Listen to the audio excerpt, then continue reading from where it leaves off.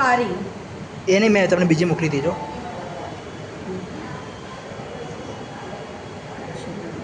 જો આમાં સુખાકારી છે ને.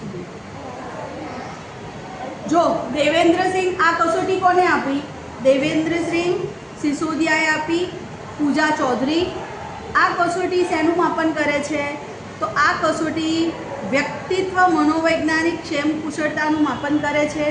તુલા કોને આપી શકાય? આ કસોટી કોને આપી શકાય? તો અનુસ્નાતક કક્ષાના વિદ્યાર્થીઓને આપી શકાય. સ્નાતક અનુસ્નાતક, ઓકે, એટલે શું? બીએ અને માસ્ટરના 2 છોકરાઓને આપી શકાય. હેતુ શું છે આ કસોટી માપવાનો? તો મનોવૈજ્ઞાનિક સુખાકારી તુલા દ્વારા કસોટી પાત્ર જુદી જુદી સુખાકારી માપન કરવાનું, જેમ કે ક્ષેમ કુશળતા માપન કરવાની આ કસોટી છે. હવે મનોવૈજ્ઞાનિક સુખાકારી ખ્યાલ પ્રમાણે મનોવૈજ્ઞાનિક સુખાકારી વિશે પાયાના ધોરણો આપણે દર્શાવ્યા છે એ મુજબ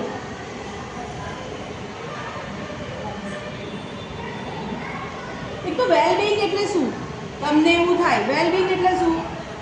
માણસ હંમેશા ક્ષેમ કુશળતા એટલે પોતાનું કંઈક પોઝિટિવ બતાવે, હે ને? પોતાનું કંઈ પોઝિટિવ બતાવે, પોતાની જે કાર્યક્ષેત્ર હોય એની અંદર આગળ પડતું રહી અને પોઝિટિવ કંઈક હજી એની અંદર આપણે ન્યૂ પ્રોગ્રેસ કરી અને કંઈક વસ્તુને આગળ, જેમ કે તમે સાયકોલોજી લીધું છે, હવે સાયકોલોજીમાં તમે માસ્ટર કરો જ છો, હે ને? માસ્ટર કરીને પછી તમે અલગ અલગ શાખાઓનો ચૂઝ કરશો અને એ અલગ અલગ શાખાઓનો ચૂઝ કરીને એમાં તમે કંઈક સારા એવા રિસર્ચ કરશો, સારા એવા રિસર્ચ બહાર પાડશો. તો એ શું થયું તમારી માટે? ક્ષેમ કુશળતા. તમારે તમારા માટે કરેલું નાનું એવું રિસર્ચ કહેવાય, તમે તમારા માટે જ કરો છો, ઓકે? બટ કેવું? પોતાના માટે રિસર્ચ કર્યું, નાનું કર્યું, મોટું કર્યું, પણ પોતાના માટે. અને પ્રાઉડ કેવો ફીલ થાય કે ના મેં કર્યું છે કંઈક, હે? હવે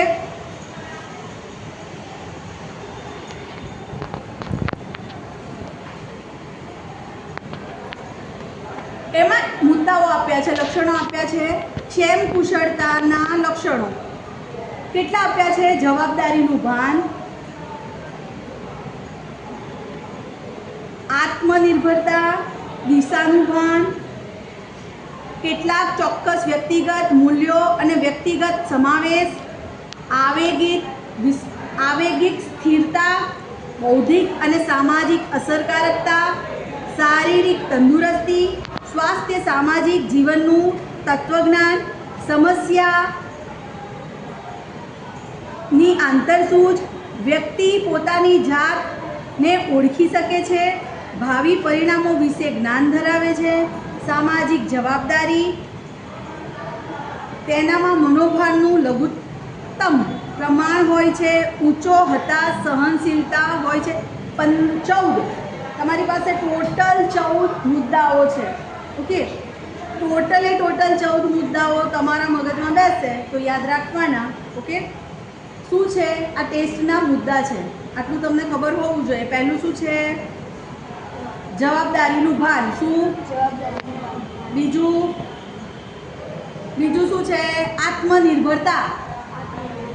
પહેલું શું છે? બીજું આત્મનિર્ભરતા. ત્રીજું છે દિશાનું ભાન. પહેલું શું છે? બીજું ત્રીજું દિશાનું ભાન. ચોથું કેટલાક ચોક્કસ વ્યક્તિગત મૂલ્યો અને વ્યક્તિત્વતાનો સમાવેશ. કેટલાક ચોક્કસ વ્યક્તિગત મૂલ્યો બી કહી શકો તમે. વ્યક્તિગત મૂલ્યો અને વ્યક્તિગત સમાવેશ. શું બોલી શકો? કેટલાક ચોક્કસ વ્યક્તિગત મૂલ્યો અને મૂલ્યોનો સમાવેશ. મોટું કીધું તો બી યાદ રહી ગયું, જોયું? ચલો, પહેલું શું છે? જવાબદારીનું. બીજું આત્મનિર્ભરતા. ત્રીજું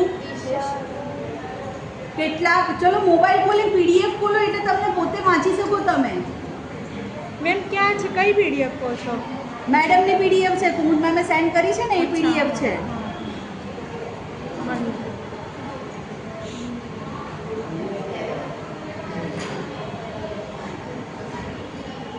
જવાબદારીનો ભાવ, આત્મનિર્ભરતા, નિષ્ઠાનો ભાવ, કેટલાક એ નહીં, ચોક્કસ એ નહીં, આ નહીં. મેમે મોકલી હતી એ વાળી. વ્યક્તિ